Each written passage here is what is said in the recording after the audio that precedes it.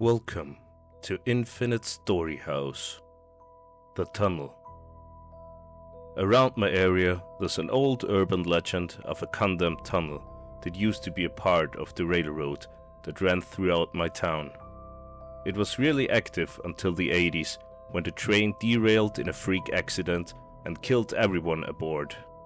The tunnel the train ran through was devastated, only made worse by the crews who cleared the rubble in an attempt to save all the passengers on the train. Once all the bodies were recovered and the city confirmed that there were no survivors aboard, the city decided to condemn the tunnel rather than spend the money to fix it and the rails inside. The area was closed off, but several teenagers in the area would go there to prove how brave they were to one another, but always left in fear before going in too deep. When I was 16, I too was one of those teenagers who went in. My friend Wayne and I went into the tunnel to impress the girls in our class and forever regretted it. Finding an entrance to the tunnel wasn't hard, as the chain link fence that was placed around the tunnel had been battered and was barely standing anymore to the amount of people who had entered before us. As soon as we entered, the first thing we saw were pieces of the wreck that had been left after the accident. While the train had derailed, there were some cars that were still standing. The main thing people would do is explore the cars and see how long it would take someone to back out in fear and leave. As we went in to explore the tunnel, Wayne and I turned our flashlights and walked deeper inside. Most of the tunnel had been demolished by the damage done by the train. Rubble from the ceiling had fallen down, and most of the area was only accessible from walking through the cars. From what we had heard, there were 3 cars that had crashed into the tunnel. It seemed as though everyone ran out after the first car, but Wayne and I were determined to make it through all 3. Ready to make our way into the tunnel before us, Wayne and I moved forward and approached the first car. The first car had been tipped over on its side in the accident, but was still able to be entered from the door missing in the back on it. Walking in, we could immediately see why most people ran as soon as they walked in. While all of the bodies had been recovered after the accident, some of the pieces of them weren't. The walls and floors of the train were covered in blood and half-rotten organs. One of the seats has been knocked over on the floor, and someone's decaying leg was crushed underneath it. The air was filled with the smell of rotting flesh and death.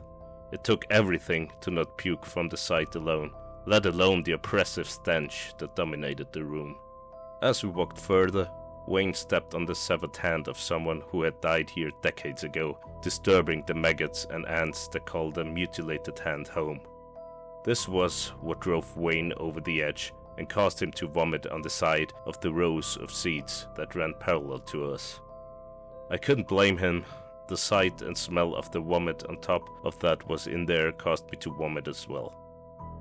As we made it to the end of the car, I was so glad to continue onwards, thinking whatever may lie ahead of us would be much better than what lay behind us.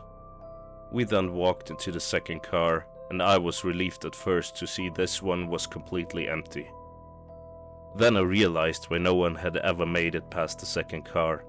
Immediately the inside of the car was swallowed by a wave of shadow that smothered all rays of light that dared to enter the interior. Surrounded by darkness with no way to see in front of or behind you was terrifying enough before the noises started. Completely engulfed in the maw of darkness, the sounds of the day all these passengers met their end started to play all around us, as if it was being projected into our minds.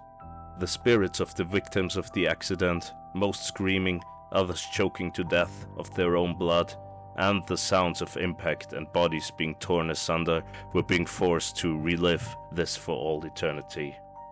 All of them forever stuck in a liminal space between what was and what shouldn't be. Wayne and I somehow found the exit to the car and ran through the first one, over the mangled organs that had left to rot and the jagged pieces of glass and metal that had been twisted by the crash. Once finally out of the car and at the entrance of the tunnel, we both fell to the ground and wept. We never made it to the third car, and from what I've heard, no one has ever. I don't know what may have been in the third car, but if it was even half as bad as what was in the second one, I'd rather die than find out for myself. The horrors we saw there may have lasted only moments for us, but they'll stick with us for the rest of our days. However, the rest of our days is nothing compared to the rest of eternity that the spirits have to endure reliving it.